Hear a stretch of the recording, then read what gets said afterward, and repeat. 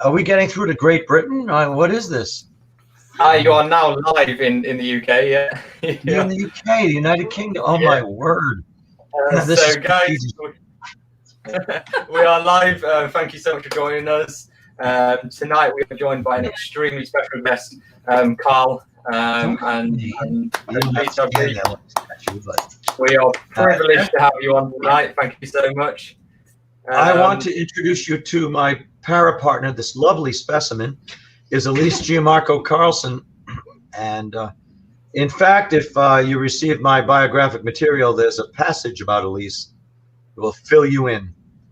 We are coming to you from the Johnston, Rhode Island Historical Society, and she is president of the Johnston Historical Society.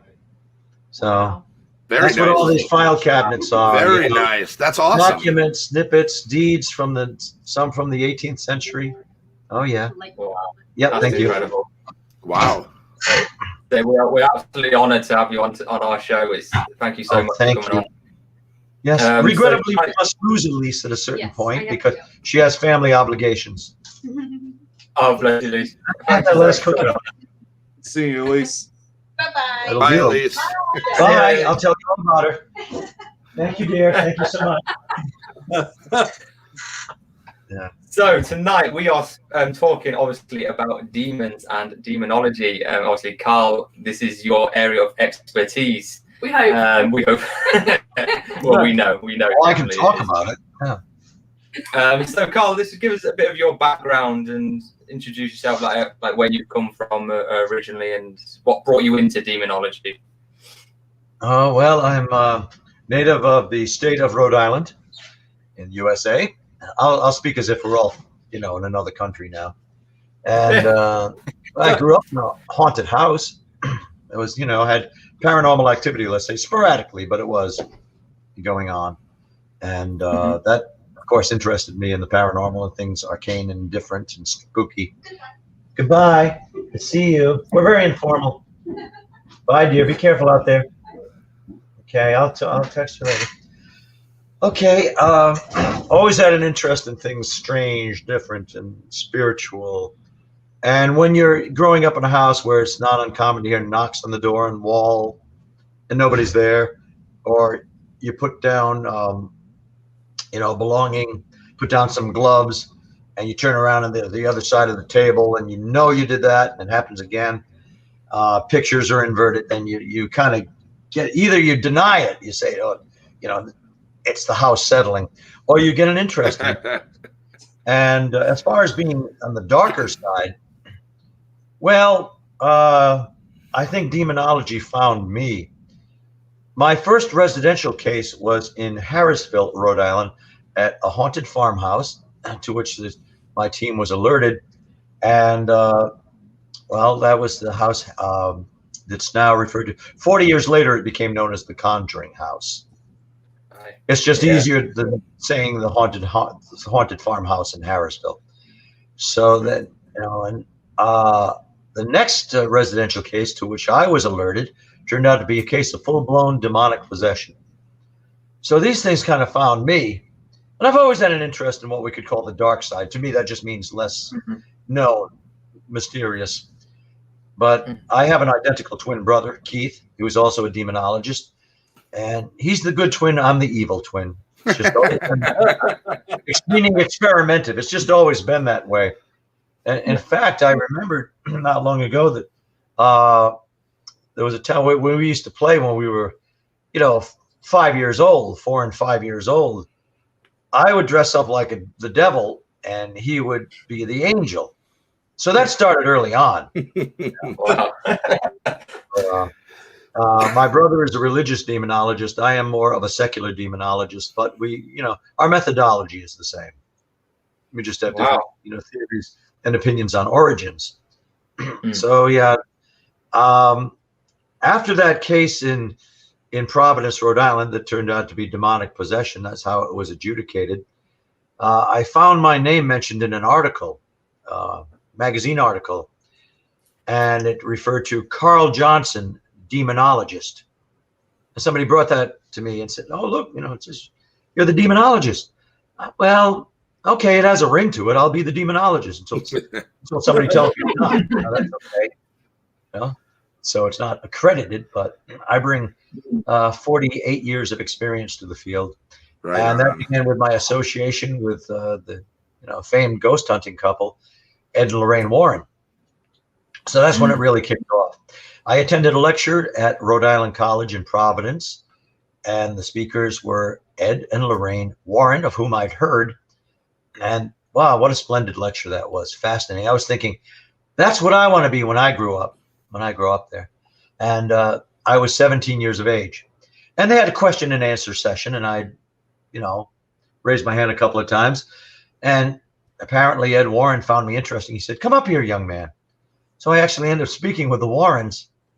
And because of that, this group based at the college, PIRO, Parapsychology Investigatory and Research Organization, they approached me after the Warrens lecture, asked me if I would join their group, if I would consider. Oh, wow. Well, where I joined, my brother would join. So Keith and Carl became, members of PIRO. And it was through PIRO that we met the Perrins family in Harrisville, Rhode Island. Became the subject of The Conjuring.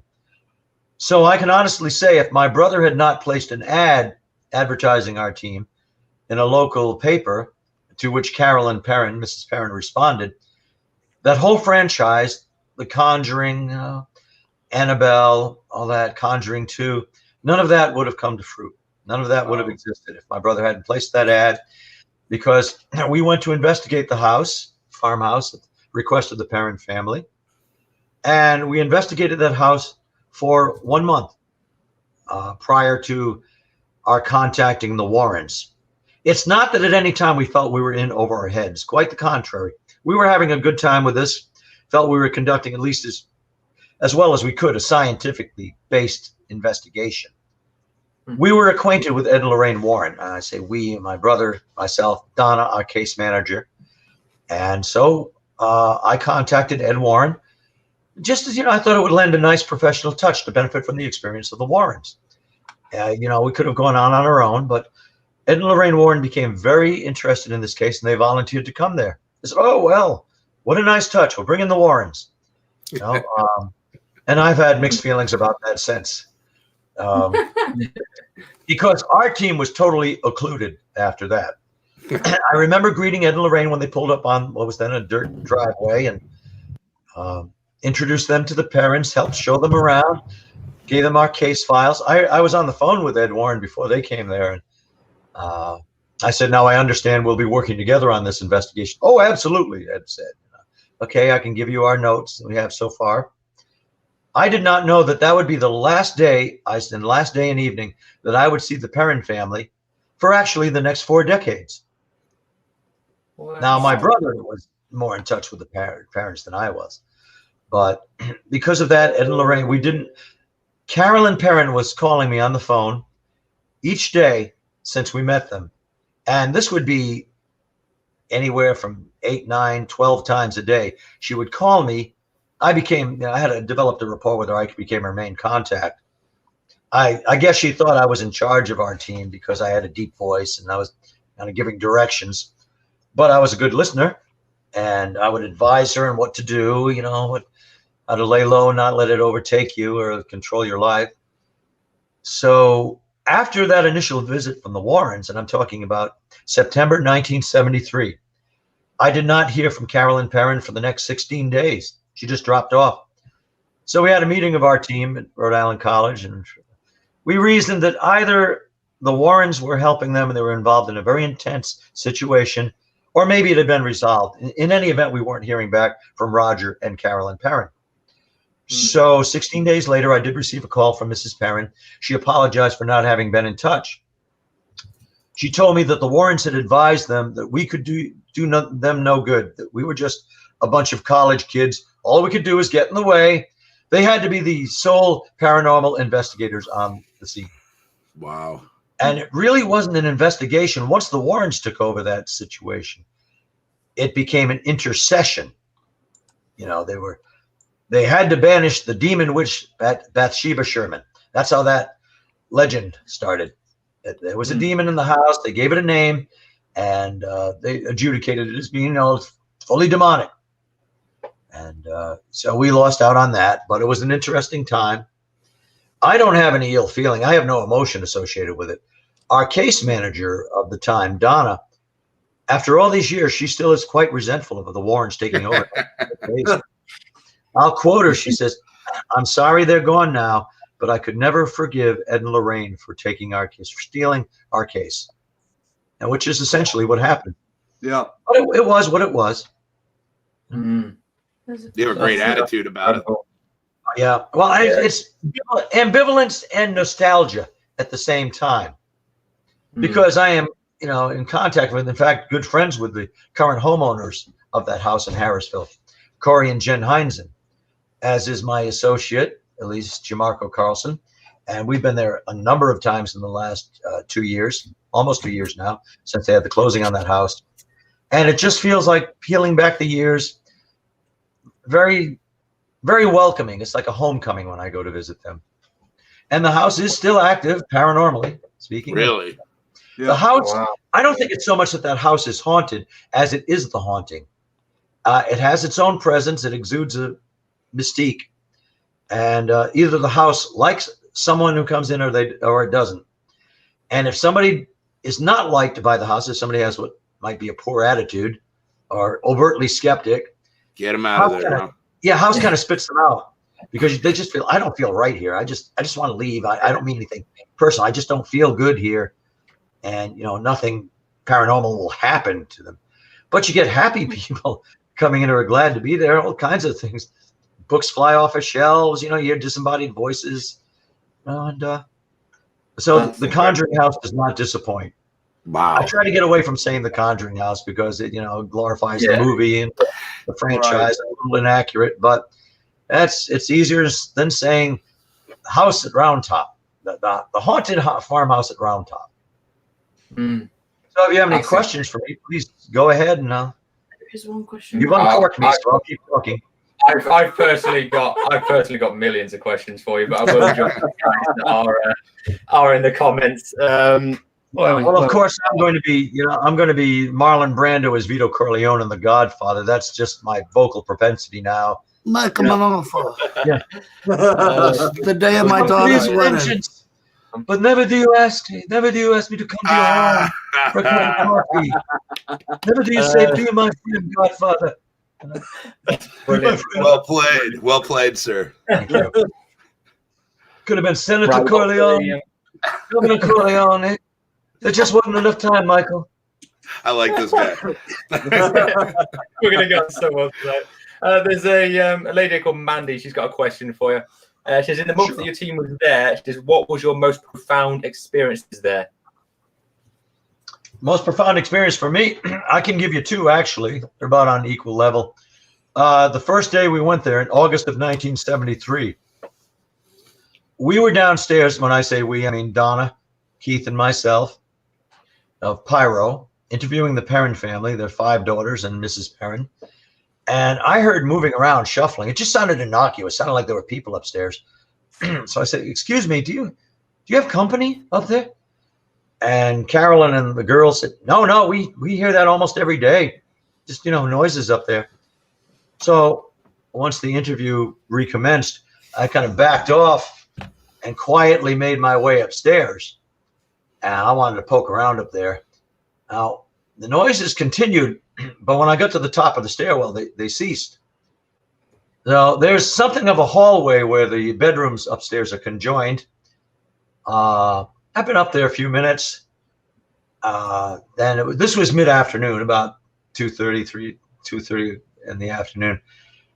Out of my right peripheral vision, I saw a darkness. I don't want to say black. It was more like the absence of light. It's just like a hole cut into reality. Well, I saw this darkness out of the corner of my eye. Turned, look, there it is, something dark. Billy, you know that effect when you've been outside and it's bright sun, you come in, you don't really see too well. It was like that, but it was rolling down at me. My first thought, and this is a thought process all within maybe 2 seconds. My first thought was, there's a fire in the house. I'm going to smell smoke. Came toward me. I shut my eyes and I opened them and it had gone. But I knew I saw it. I memorized that. Wow. I went downstairs And I gave my brother a look like, something's up, I'll tell you later. Jeez. Now, shortly after that, I was the only one to go down to the basement. And no, it was then the basement. It's still not well illuminated, but then it was lit by a single hanging light bulb. No, thank So you. I'm poking around. I didn't have a flashlight with me. Why? Because I'm 17 and stupider than I am now. But it was lit, you know. So I'm down there, and all of a sudden that light bulb failed and went out. You know, and I'm like, if you can picture an 18-year-old Carl in the dark, you see this voice goes, "Oh shit!" You know. And I could see where the stairs were. I made my way upstairs, so it was interesting. And well, we continued the investigation upstairs. Donna had to be prodded to go upstairs because she knew things were happening. And there was a bedroom window. There was ajar. Now, this was the middle of August, and I couldn't close it. Roger said, I can't get that closed. And it felt like an icebox in that room. If anything, it should have been sweltering.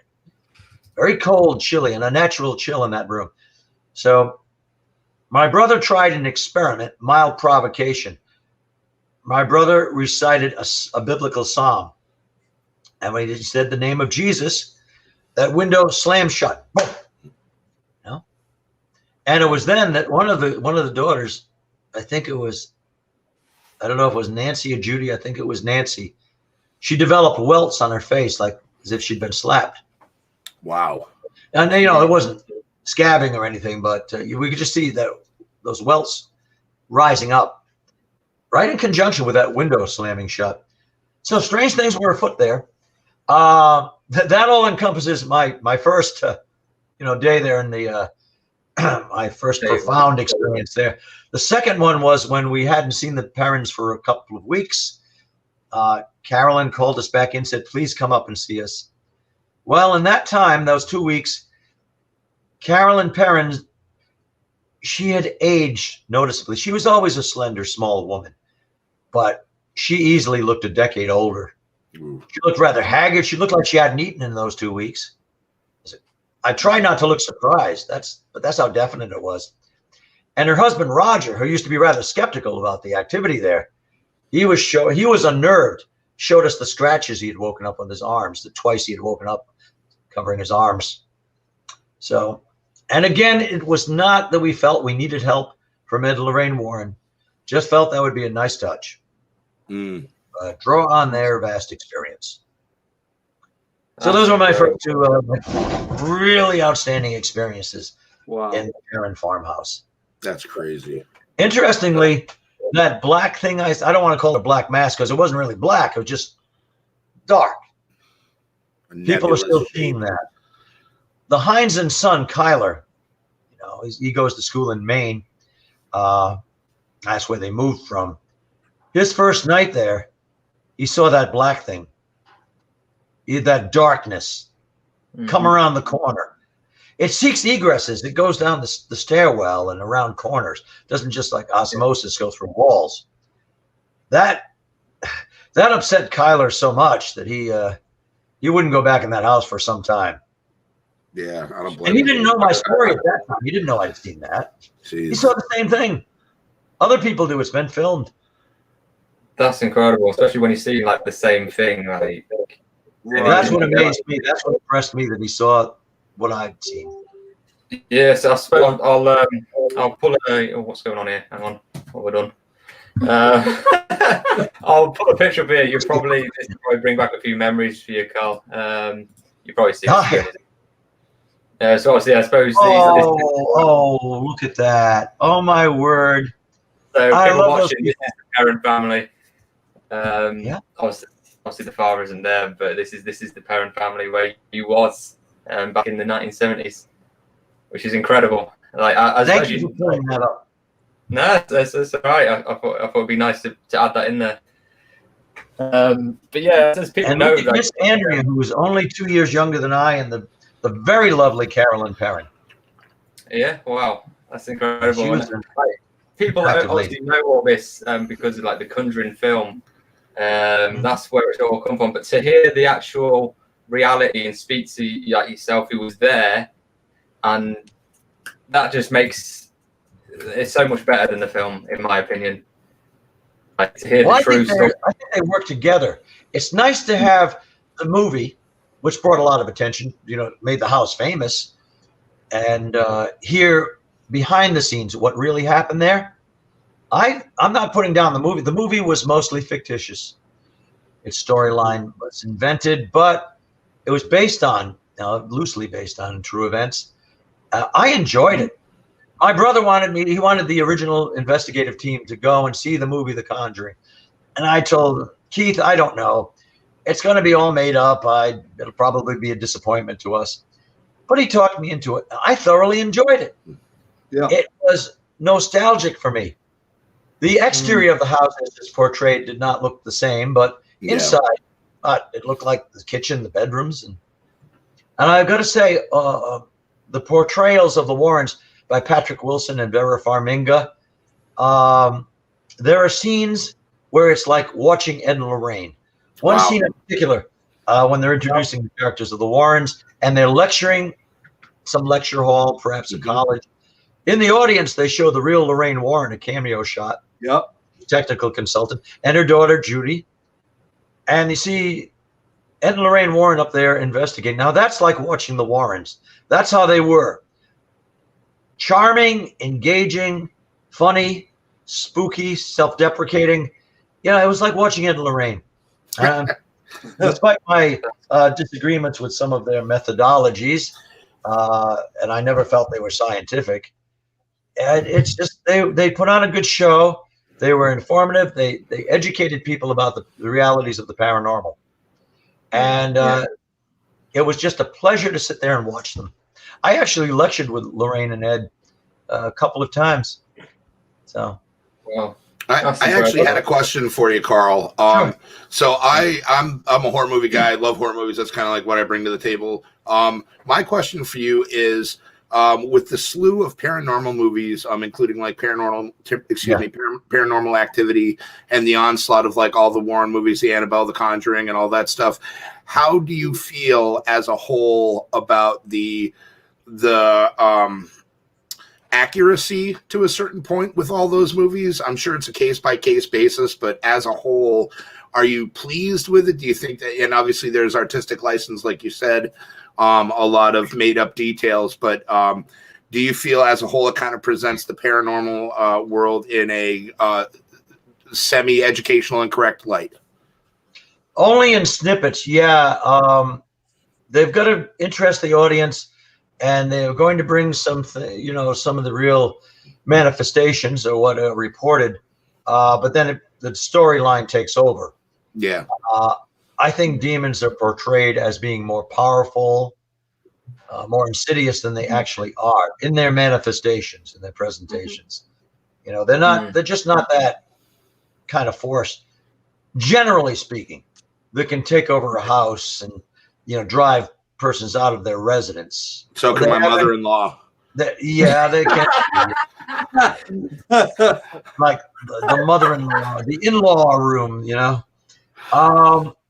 I don't want to underplay it because I do have some horrific stories I could relate about demonic presence. It's kind of like that. It's kind of real. It's just for dramatic content, of course, the events are condensed, including The Conjuring. But yeah, if take one of those movies about demons and stretch it out over a few years, and you might have a couple of months where not much happens, and then it strikes again. So, just to sum it up, I would say they're not inaccurate. No, it's kind of like that at times. Well, thank you. I appreciate that. Nick, you got a question before we get to one of the comments? I know, because the comments are like blowing at the moment. Yeah.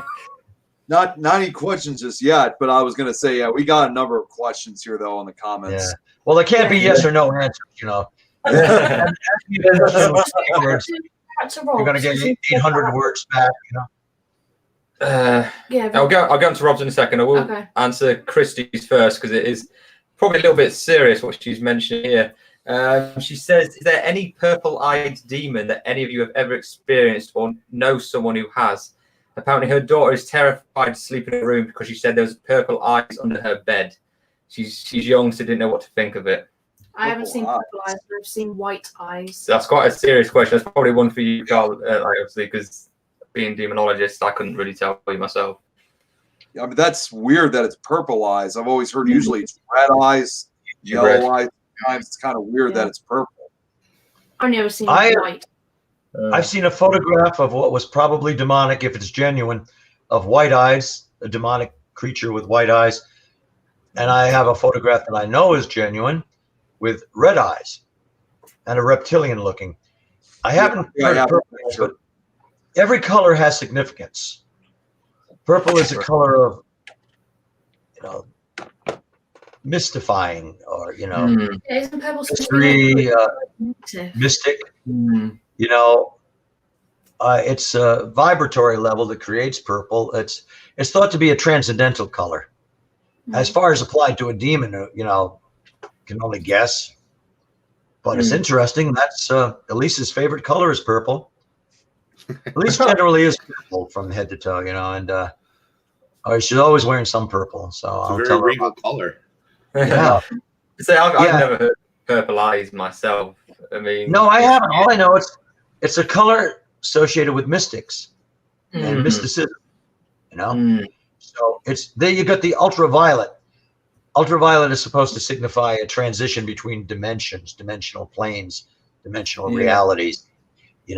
Can open up portals. But it may be none of those explanations. Just interesting why it would manifest as purple. Yeah. I like that one. I wouldn't say it signifies a particularly powerful demon. It might, but I've never heard of it in any lore. What purple would signify as far as demon eyes. Yeah, it could just be a spirit. I'm sure, like you say, purple is meant to be like more of the positive side of the spirit realm. Yeah, I would have expected that. It's an eerie thought to think of purple eyes just hovering there. So that's what someone sees. I mean, I can imagine seeing eyes in general will be very scary, but it might not necessarily be anything negative. But who knows? Now, something from another reality than separated from ours. Be interesting to experiment. I wonder if when the lights are off, the electric lights are off, or it's nighttime, that you'd see those eyes glowing purple. That would be what one would see.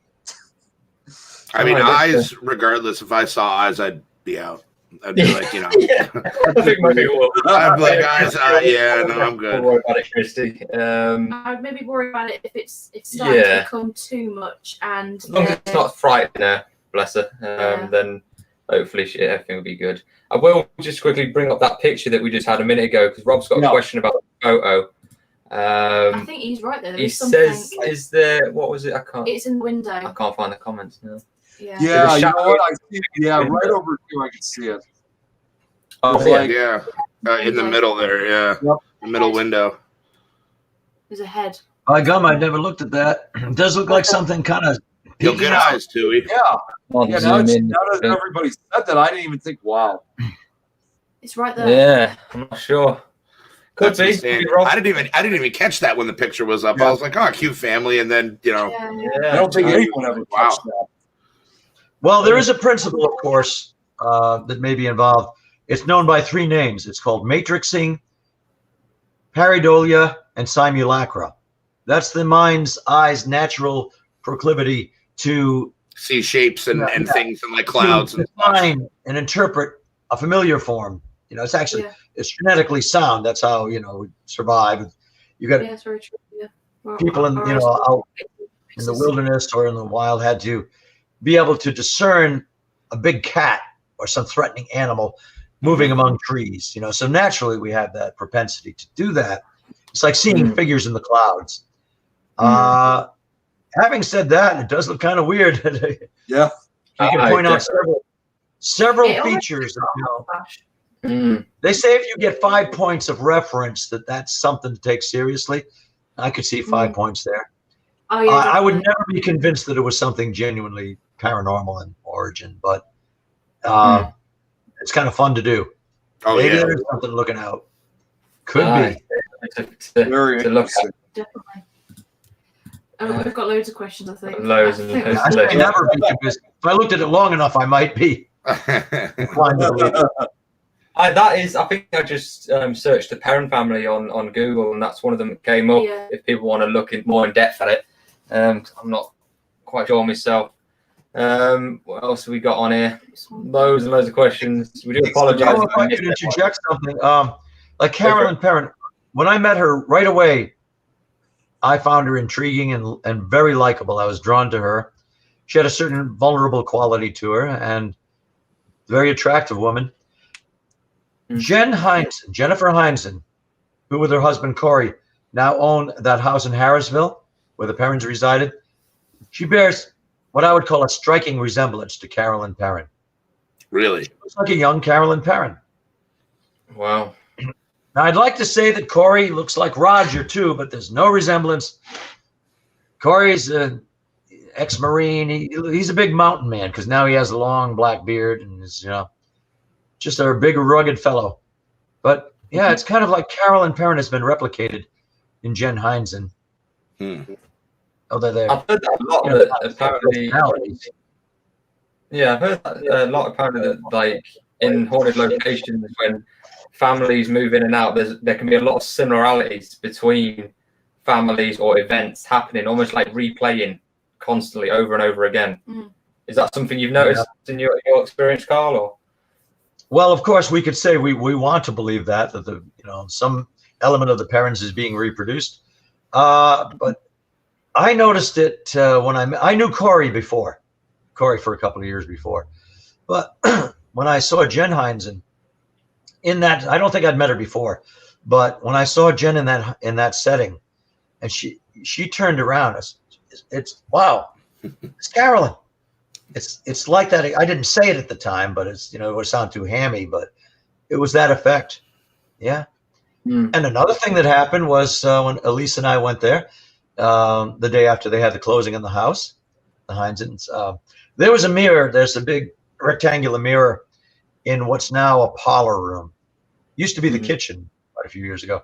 And I said, by gum, I think that's the same mirror that was there when the Perrins lived here, because the successive owner, Norma Sutcliffe, she kept that very much restored, very much like it was.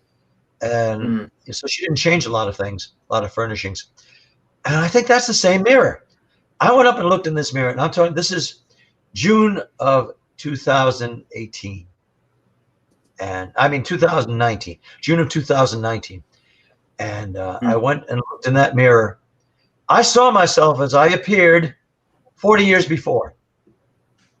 I don't know what kind of optical illusion it was, but it wasn't that.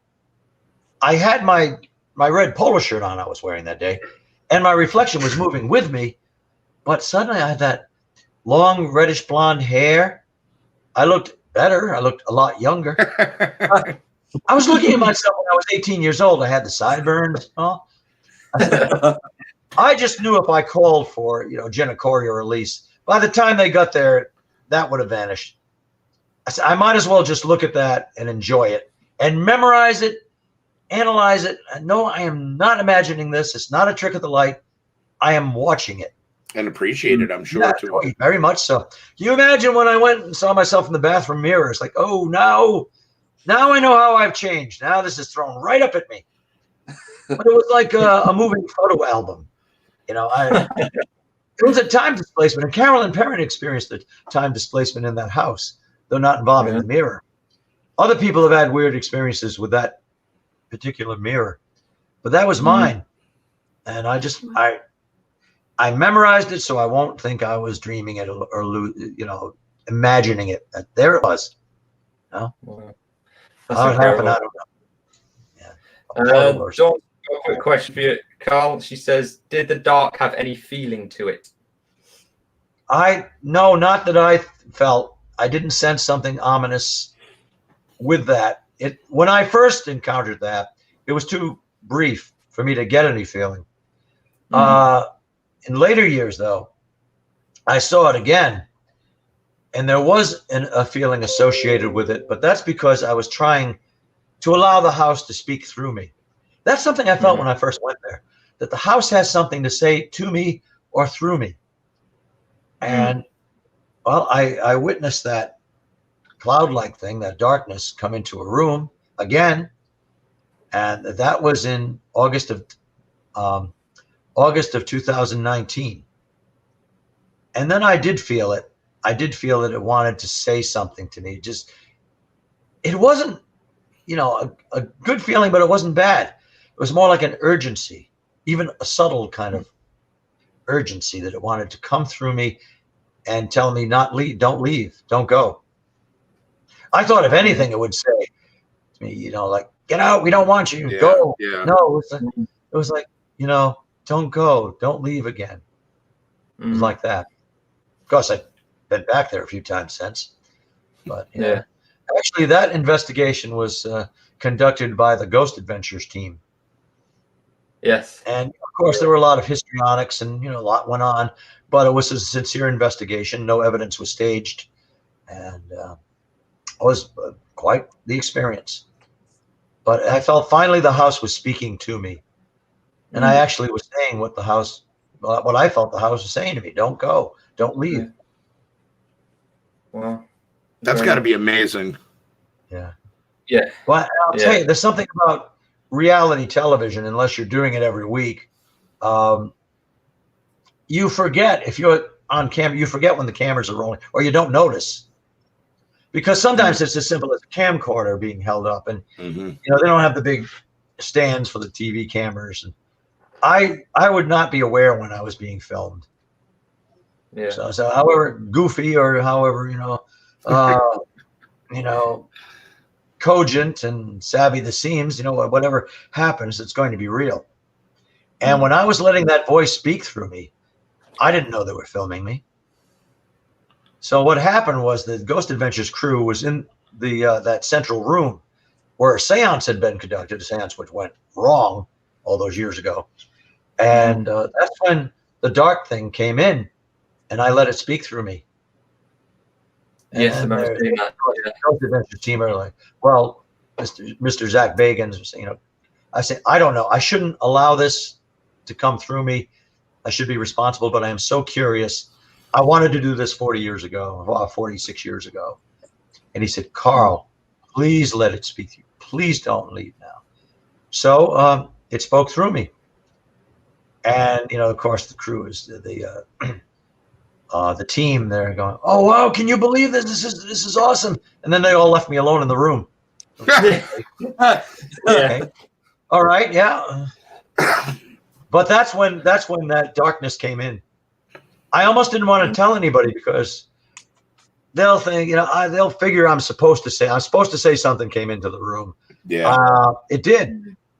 So I'll just be honest. I don't know when the cameras are on. So, I didn't even know that part was being filmed, but you could see me looking around, and that's when it came in. Unfortunately, they captured it on film that night. Yeah. So it was a real experience. I remember actually watching that program, and to actually speak to you now and then to hear it from yourself, it almost validates what you're watching. Yeah. Like, because I was not even scheduled to be part of that investigation, but Zach Bagans called me into it. He said, I want Carl up here now. And so we were investigating, and the instrument I was holding, the TriCam, and EMF detector, one thing I was determined not to do was say dude. So happy I didn't want to. Dude, did you hear that? Dude, what was that?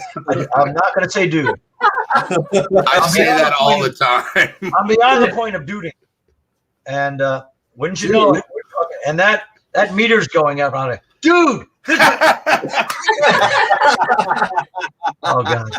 Fortunately, they didn't keep that in the edit. I don't want to be one more duder, Oh, man. So sometimes what happens behind the scenes is it's interesting what they film. Yeah, true. That's very true. I'll go back to quickly Samantha's question. She says she's had something imitating her daughter in the past few months. She said it'll wake up and let her go back to bed. Watch her walk out of the room and go down the hall. She says she'll walk down the hall to tell her to go back to bed, and she'll be in bed. And her husband said that when she's walking, nothing is there. She said, could it be something that's followed her home, or what could it be? It's imitating her daughter. We may never know, but that is one of the abilities of a demonic entity, that they can replicate the human form for a limited period, very briefly. They can vocalize resonance in the house. You think the person is speaking to them, and they're not there. And they can look like that. I've heard it again and again that can happen. And that, it will look like a person, one of the residents. I think the demon has an ability, and we say demon, we really don't have clinical terminology for this, or scientific terms, nomenclature. So we say demon, we say spirit, ghost, non-corporeal entity. For some reason, they can do that. I think they can take on a substrate of that person, like the person's aura, and they can assume that mantle and actually behave like the person for a while. Whether it's to distract or deceive, I don't know. Whether it's incidental and just happens, I don't know. But yeah, that is a propensity of demons, that they can imitate the human voice and take on the human form. Briefly though. I apologize for interjecting, but I'm going to. So the since the brevity of them replicating the human form, is it because it takes a lot of energy, or is it because it's just something that they need to draw on a certain energy or something from something to keep that up for so long, or does it tire them out, or is there any? I mean, I know you're not going to get 100%, answer on this. No, but we can speculate. That's the fun of paranormal investigating and research. Agreed. Speculate ad infinitum. It could be one of three things. It could be that the presence of the spirit or demon actually creates a time fissure or a time displacement. And you're looking at an event that transpired hours before. Almost like an echo. Like an echo. When the person in the demon's presence exemplifies that, brings that out. So you're looking at something like a replay. Okay. A residual. Or it could be that they're mocking the people just, to get attention, because demons seem centered on drawing attention to themselves, as do poltergeist. And me. Yeah. Or it could be that there's, Drew. It could be that it's violating the rules, that they're not supposed to be able to look like people, so they can only do it for a few seconds. I got away with it. Interesting. I didn't think of it like that. That I did not think of. Often there's rules when it appears in human form, there's not anybody living there. No one they know. There's something imperfect, but there's something missing in the apparition. It may have no eyes, that you can see. It may be missing, the legs, or something's not right about it. It's a partial apparition. They don't seem to be able to perfectly replicate the human form. But if you see the whole person, maybe they're just drawing from that. It's an atmospheric haunt and recreates it. I shy away from saying demon because, it just doesn't sound very scientific, does it? But yet I'm a demonologist. If I take away the demon, I'm just an ologist. So it's interesting you mentioned about that. Sometimes when demonic entities take a particular human form, they don't have all the features. I mean, that just reminded me of Waverly Hills, for example. The reason why I'm saying that is the little girl that's said to be seen in a particular area. People who said they've had close encounters where she has no eyes to her. She has the mouth and nose is there. Everything else is there except for her eyes. Probably inhuman then. Yeah. Drawing, matrixing from perhaps a person who lived. I don't think a demon can actually invent the human form or reinvent the human form. They're drawing on something that was impressed in the atmosphere. And my co-author of the book I wrote with her, Lana, that's her theory. That demons draw on impressions that are in the ether, in the surroundings. They might be embedded into the materials of the building. And they draw from these human impressions of once living people, and that's how they produce themselves. Wow. However, something that doesn't look very human. Go on. No, sorry. I was just going to say further to Samantha, because obviously you're very worried about it, and obviously you're well within your rights to be worried. But obviously I've had your voice mimicked. I've had your voice mimicked as well. A couple of times, and obviously I've had a couple of times now where I've had sleep paralysis, and obviously more now. I didn't tell you, Adam or Nick, that I actually had another one because it happened exactly the same again to me. But I have a lot of stones that I use for protection. I'm not saying that it works for everyone. I also even said the Lord's Prayer in my mind, even though I'm not religious at all. And I always think of myself a white light surrounding me, and that seems to help. It seems to keep it at bay. Also, we use sage as well. So, you know, if you are struggling, then maybe you should look at some protection things that you can obviously do. But they have to, and on top of that, I think you have to believe in it, and whatever works for you, because I didn't believe in stones and crystals and stuff that I wear now at all until I started using them, and then I do believe they work for me. But like Amy says, for you, Samantha, that you need to find something that works for you, whether it be sage, stones, whatever, just to make, even if it just makes you feel more comfortable and makes you feel like it's more like you're more protected. That's great. And also take ownership. If you have a simpatico towards these materials, if you feel they're effective, they probably are. And it seems like Amy and Tom are doing everything right. That's what I would have advised. And there must be some comfort in that. I think the entities, my opinion is that they're playing with you like children, not necessarily nice children, but they're mocking you, trying to be you, trying to interact with you, trying to take over in a sense. You know, like, we want to be part of your family. We're here and we're going to interact with you. But that's the only way they can do it. It's like children imitating their parents, you know? Would you say, Carl, then, that it's best not to, I know it's as hard as it might sound, it's best not to show it fear, because you're leaving yourself vulnerable. Do you think if you show fear to these things more than accepting it, that they can obviously break you down further, maybe? Well, it's like a plasma globe, you know, like the Tesla principle, electricity being generated, but in a containment. You touch it, the lightning comes up. It's kind of like that. Exhibiting fear and exuding fear is like putting your hands on it and empowering it. It's difficult to be indifferent to it. You can be interested, but if you're rather nonchalant or accepting of it, but not obsessed with it, you know, that interested, it wanes in power. They thrive on people's attention. As if it gives them more of an existence in our reality, in our plane. So yeah, you're correct about, you know, if you don't show fear, then it's going to weaken that force.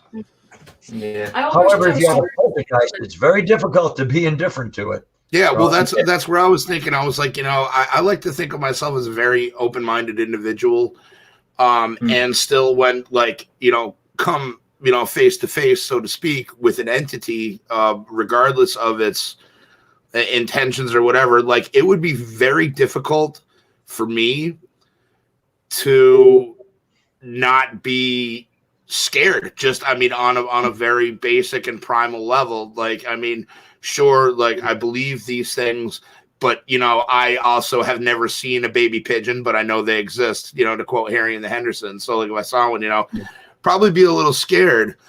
And you know, it just, you know, and even if it was just immediate shock from just being like, oh boy, okay. And then maybe like a gentle, like, okay, this is happening. Let's, you know, just take a breath and see how this pans out, you know? Yeah. I think that would be extremely difficult. I don't know how you do it, dude. What's unsettling is that element of the unexpected. You know, you can't totally brace yourself for it. And think of like what they advise us when you see bears. You're in a, you know, hiking trail and you see, there's my bear. Yeah. Make yourself big, right? Do not exhibit fear. Don't run from it because it will chase you. I'm going to be scared anyway, and they say if you growl it or yell at it, that's going to might scare it away. It might not. Maybe they'd be like, "Oh, you want to fight, huh?" You're like, "Oh no, that's not where I was going." With that. A bear that is not agitated, not threatened, will not attack until it does. That's because fair. sometimes the bear hasn't heard that they're not supposed to attack, and because I know they will act erratically sometimes, I would be afraid of the bear because I say, suppose this is that aberrant bear. This bear is going to break the rules and he's going to charge at me. I'm supposed to stand my ground, right? Yeah. Okay, maybe yeah, sure. I apologize for being so talky. But Rob brought up. I was looking at this comment that Rob made that he said when we were speaking about the validity and like just the scientific nature of paranormal understanding. He said heliocentricity once didn't sound very scientific. No, it's something children are aware of. Paranormal understanding will get there someday too, I like to think, which is very awesome and very true. Like if you go back a couple hundred years and told people that, you get sick because of these little tiny microscopic things called germs that live everywhere and on your skin and in you, like they would have branded you a heretic and burned you at the stake or drowned you or crushed you to death or something. But, then fast forward, a little bit of time and people come to have a greater understanding of these things due to education and research and just, the knowledgeable development in a certain area of study. And I think paranormal is heading that route because it's a lot more socially acceptable now than it was back in the day. I feel that way about a lot of things recently, but especially paranormal. Like I remember when I was a kid, if you said you believed in ghosts, dude, that was it. You were mocked, you were scoffed, you were laughed at, and you were just kind of branded as that guy.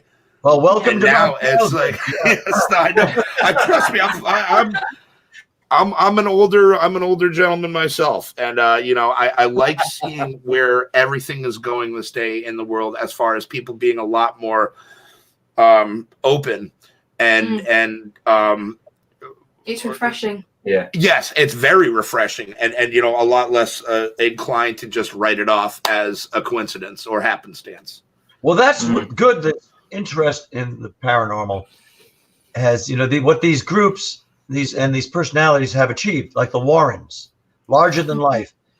And then you find out that they weren't all that scientifically minded, that they were, kind of show people, but they did some good. And so it's neither one way or the other.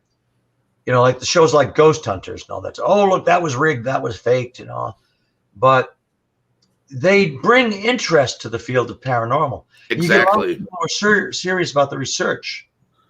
Some people will never be interested in it, but I don't know if it can gain widespread acceptance more than it has. I hope it will, don't you? Yes. So people are very interested in what lies beyond and what's more than we can comprehend presently. To think that everything is as it seems, that this world is just banal and predictable, as Shakespeare put it, there are greater things that are dreamt of in heaven and earth that are dreamt of in your philosophies. That's one of my favorite quotes. Yeah. And speaking to Horatio, and that's a profound statement because there are greater things. I can't go back. I cannot not believe in these things transcendental and mysterious because I swim through synchronicity. I have so many bizarre coincidences that seem to be more than coincidence on a daily basis, a daily level. They're causal, but they're more than coincidence. I have recorded spirit voices, and I know they weren't, CBs or transmissions, radio transmissions, because they're not news people speaking. Yeah. They have messages. It can be debated as to their sources. Do our minds produce these, or are they a separate existence of spirit? But they are real. They exist. And I've experienced too much to think otherwise. And if somebody thinks there's nothing to it, well, respect to them if they're just not interested. But if they're rapidly debunking it, that's a cocoon. That's cocoon. That's a safety. That's decrying that anything unusual can exist. Heavens to Murgatroyd. When you think of the Heavens to Murgatroyd. Heavens to Murgatroyd. Yeah, Bert Lahr used to say that. Heavens to Murgatroyd. Yikes, even. When you think of even in our itty-bitty solar system, that there's quite a possibility there was ancient life on the planet Mars, at least rudimentary, microscopic life, that interests researchers and scientists enough to devote billions of dollars to this research and send. Oh, absolutely. I mean, believing in ghosts, demons, this seems like small potatoes compared to that. You know, I mean, you know, it's a universe of mysteries. I find it much easier to believe in, like, that there's something that resonates within and from the human mind and draws to another reality. I've experienced it enough to know it's real. I mean, I find it more boggling to think that there was life 3.5 billion years ago on Mars, that life was emerging.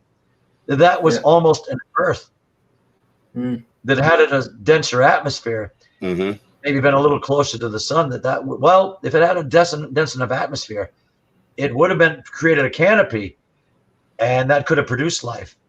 Who knows to what stage it got? But that would demonstrate that life can arise on a planet independently of extraterrestrial influence or, you know, divine force. I just think that's great about Mars.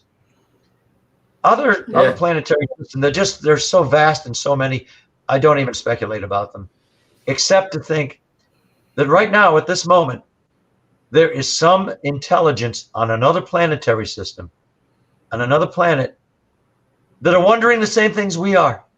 What's out there? Yep. It's too vast, it's too far, but what's out there? I think that kind of ties into Jeff's question that he had up there. Yeah, Jeff. About the recently surfaced videos, and I think, like you say as well, like these billions going to Mars, and like it was only yesterday they landed the rover. I posted about, exactly. And if they're spending billions on that, I don't know why they're not spending billions on researching the paranormal. Like, surely, like you say, surely it's more conceivable to, given the proof that has been collected over the years, to look into the paranormal than there is into looking into stuff on Mars. I honestly think I'm sorry. I want to hear what you think. I think religion plays a big part in that. Whether or not people are ready to come to that, and not knocking religion. Everybody can believe what they want to believe. That's the beautiful part about, being an individual is, you have your own beliefs and stuff. But I think that, like, as far as like, if you are, a devout religious person, and you're so convinced in your beliefs that there is nothing beyond, this existence, or I feel that it just kind of is harder to accept the fact that there is something after this. That's not just as cut and dried as heaven and hell or purgatory and stuff like that. And just, lingering energy. And I just personally, I feel religion plays a lot into that, but this isn't about me. I'm sorry. No, I'll actually continue your thought, if I may. There is the paradigm. Therein lies the rub. That paranormal is upsetting to a lot of people. It violates their scheme of perception, their scheme of reality. And if you accept the existence of the paranormal, you have to accept that they're a ghost. There are discarnate personalities here. It violates a lot of, people's priorities. And it's disturbing in some ways. Much easier to think about microbes on Mars than a human soul or a human remnant still on this earth. And a lot of people are shying away from it. And there's the other side that feels it's a waste of time. You can't prove it, so it can't be there. And it's paranormal is disturbing to as many people as it fascinates people. Yeah, yeah, definitely. There's, you got a dichotomy going there. Some people just don't want anything to do with it. Tell me about ancient Martians. Tell me about space aliens visiting us, but don't tell me about. Tell me about ghosts. That's ridiculous. Yeah. Yeah. And that's why the Warrens were so lampooned. Although I am, at times critical of the Warrens and their operation there. I remember being in a lecture of the Warrens. I felt so bad for them. I think it was actually, it was at Providence College. Very conservative, Catholic oriented at that time in the 1970s. And their audience was like jeering. There was some that had come there to be educated and to have an experience, but they were getting catcalls. And one of the students, a fishing line and rod, he lowered an apple down when the Warrens were speaking, and people are tittering. Then the apple goes back up, You don't see who's doing this. Then the apple comes back down and it's got a bite out of it. So people and poor Ed Warren there saying, what is so funny? What is But Ed Warren said something I very much respected. He said, you know, if you'd like, I can leave now. I will take my check, which is quite large, and we can leave. Lorraine and I can leave. It's up to you. One more, you know, one more jeer or one more laugh, and that's what I will do. Mm-hmm. And then they were accosted afterwards. You know, this young man was, you know, are you saying that Jesus Christ is not as powerful as these forces? Is that what you're saying? No, in fact, we are very much, you know, we rely on the presence of Jesus. We invoke prayer before we enter a site, you know. What are you saying? Jesus cannot subdue these forces, you know. But that actually almost goes along with what I was saying, that, you know, people just, you know, they have their views. It's the controversy. Some people are going to want it. Some people aren't. Why they invited the Warrens there, I don't know. Maybe it was October, you know. I also think there's something heard about the Northeast that's just haunted. Well, yeah, one could say, because that's that down to Virginia is, you know, the first areas that were settled, the first settlements in America. But I think it's more than that. I think it's the structure of the Northeast, the lime and quartz deposits, the proliferate. It's the geography. Ley lines figure in. Geometrics, you know, barometric pressure. It's a lot of factors. It's the layout. It's the way the Northeast is. Mm-hmm. It's a battery. Brings things in. Now, of course, you can say there was a long-established Native American presence there in King Philip's War in 1670, 1671. Those are factors, but I think those are more manifestations of that force. Yeah. That it glows. New England, in a sense, glows, not in a way you can readily see, but people feel an eeriness when they travel through New England. And look, you got Betty and Barney Hill in New Hampshire. Yep, the Betty and Barney Hill. Abductees, the original abductees that came forward. New England's eerie. Even Providence, Rhode Island, has its own zeitgeist, its own spirit. When people travel through, well, I mean, unless they're on business and not going to be there long, but when people take a walk through Providence, the city, the east side of Providence, they feel something there. You know, there's something, it's kind of ominous, but you can't put your finger on it. But it's fascinating. I'm very much in tune with that. I receive it. I feel it. I've lived in Rhode Island most of my life. H.P. Lovecraft territory. H.P. Lovecraft felt it, wrote about it. Oh, who is aware of and likes the writings of H.P. Lovecraft? Me! I love Lovecraft. I'm sorry. I mean, as how do you put it? Very racist in its own ways, as he was. Yeah. Xenophobic. There we go. That's the word I was looking for. That's the word I was looking for. Very xenophobic. And he had no easy life by any stand either. No, that was the sympathetic mean of the time. My grandfather lived in the same state and at the same time as H.P. Lovecraft. My grandfather had those attitudes. But you see, my grandfather wasn't an author. My grandfather didn't write down all his thoughts. Yeah. Did not mean he would ever be famous. And then they're published and like, oh, there's a dark side to this man. Yeah, and it was all posthumous too. You know, posthumous. That was his literary claim. Yeah.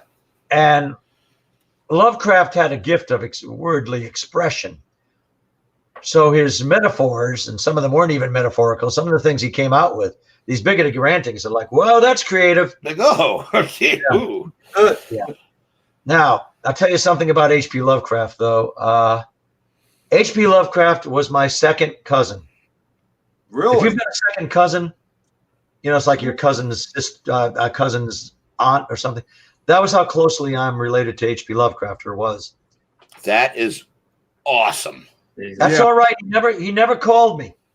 I bet you never saw a dime from any of those stories. No residual. However, when I first was researching H.P. Lovecraft and reading his stories, I became more interested in H.P. Lovecraft as as an author and a personage than even his fiction. And I decided to give a tribute upon the occasion of the 50th anniversary of H.P. Lovecraft's passing, which was on March 15th. The service took place on March 15th, 1987. He passed at like 37. Yeah. 37. So in order to promote this event, I realized in the very state and city where H.P. Lovecraft lived most of his life, that nobody was giving any kind of convocation, no recognition. So I think I'll undertake to do it. Maybe we'll get a few people, maybe get a dozen horror fiction fans with paperbacks show up. That'll be good. And I bet you were. Go on, please. I'm sorry. I'm very excited to hear how this turns out. Well, see, this is when I was young and handsome and thin. Well, I thought I'd promote this event by writing a brief article about H.P. Lovecraft and contributing it to a local periodical.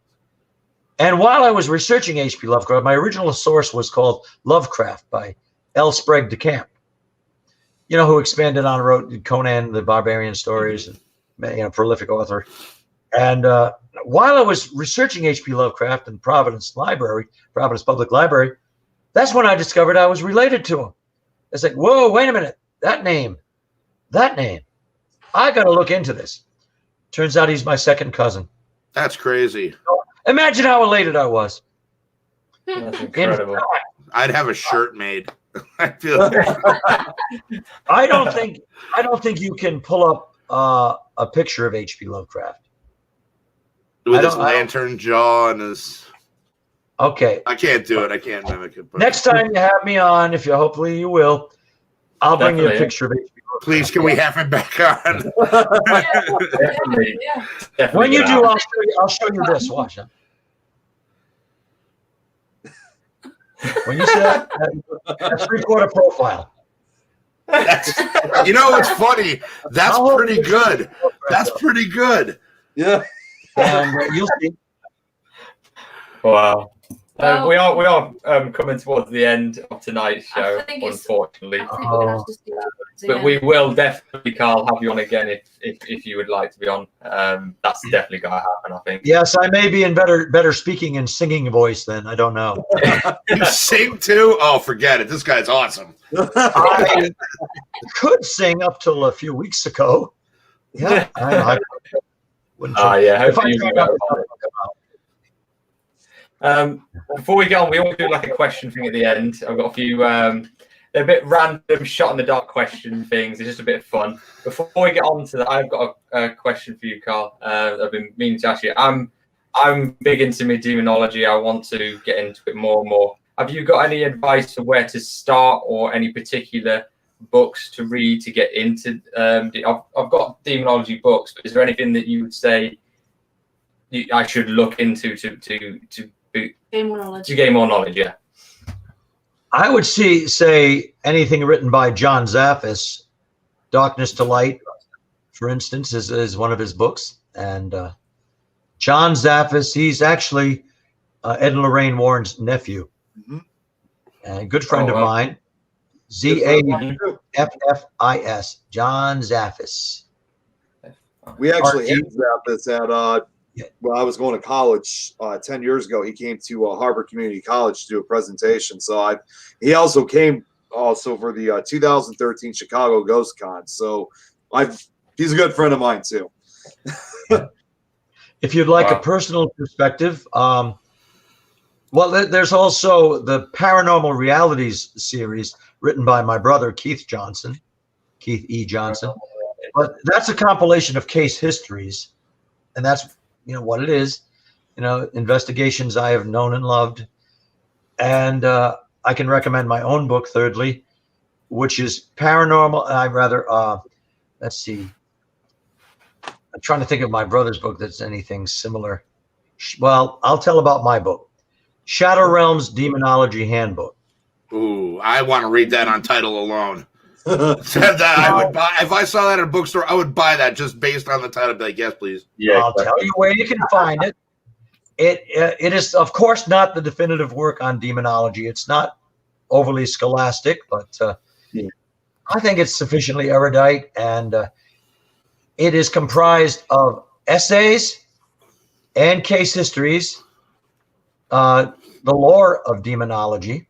I define demonology as the systematic study of the lore and cultural traditions of wicked spirits.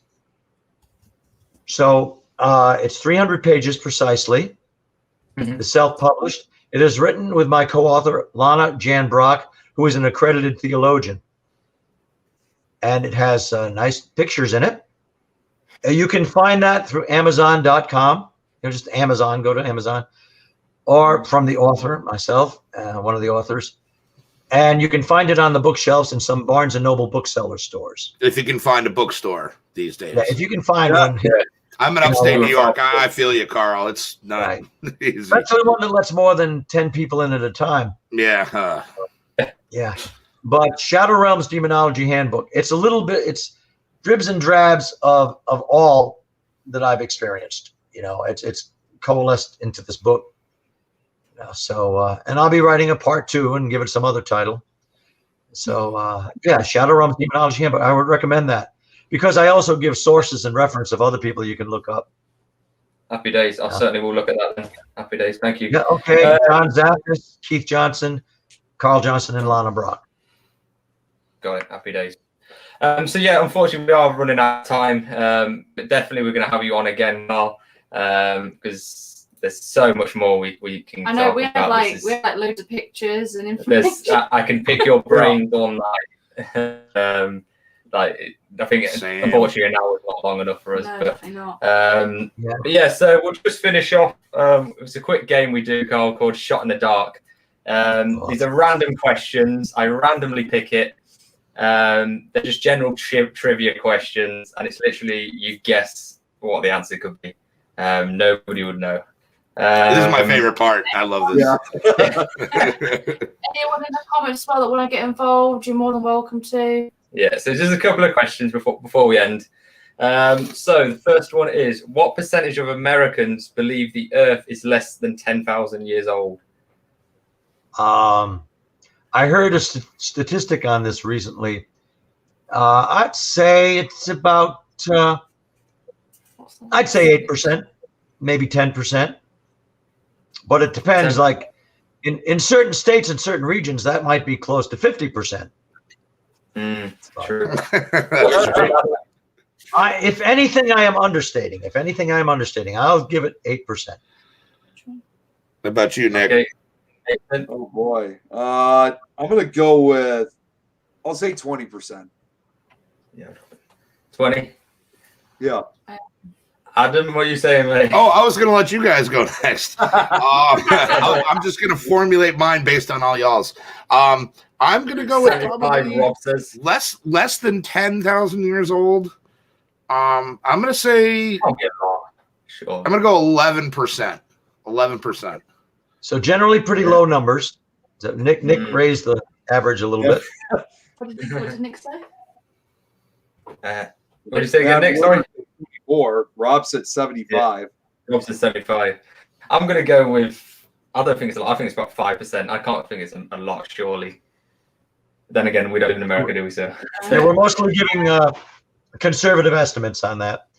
Maybe we're being, egocentric. Maybe that's because we don't imagine too many people can, believe they're less than 10,000 years old. Yeah. Maybe we're giving some people too much credit. Yeah. If that low percentile is accurate or, more accurate, then maybe it's a grand illusion, in which case we can't do anything about it. Yeah, that's true. If we're being that fooled, I'll apologize when the time comes for me to. I didn't know. The answer is 38%. 38%. Wow. 38%. It's 38%. Oh. Wow. Okay. That is a lot of people. Yep. That is a lot, considering. It was the closest. Come on, America. Matt Werther had to been because he said 24%. That was as close as he got to 38. Just a couple more of this one. How many pints of beer does the average Indian adult drink per year? I can't answer that without sounding like a jerk. I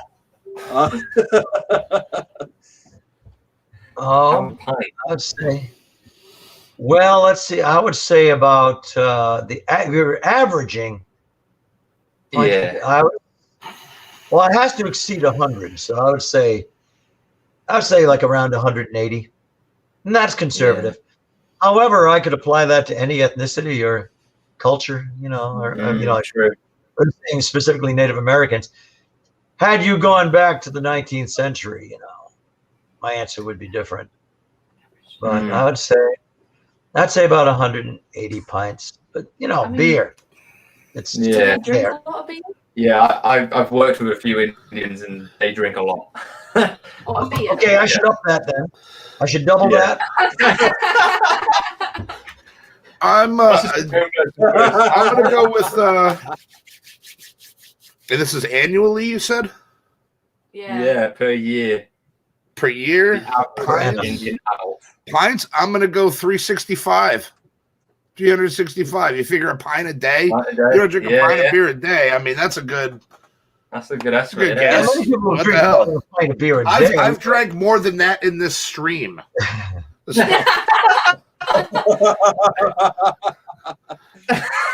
Nick, what are you saying, buddy? To answer this question, I'm probably not going to be right on this at all. I'm probably just going to go with one.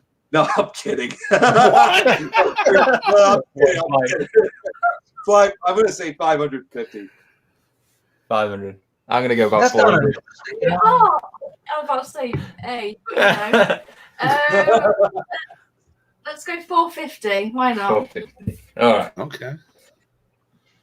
Oh, we're all well off. We're so wrong. 3.5 pints. I told you a lot. I asked you I said, do they drink a lot? I've known the wrong Indians. Really? Well, I was well. I don't think they drink a lot of beer. 1,200. I have a problem. You did say that. I think we're all extremely biased there. Yeah. Are we all love that? We all love the pints. I don't know who you're talking to. Trust me, some of the chefs, the Indians I work with, they drink a lot, every night. Well, that's in the army. Yeah, it was in the army. That's true. I'll go with one more. Nothing against the army. One more that's quite kind of fitting for what NASA has, what's just done in the past day. True or false? More than 50% of NASA scientists are autistic. True. Oh, wow. Yeah, I'm going to go with true on that. I'm going with true on that.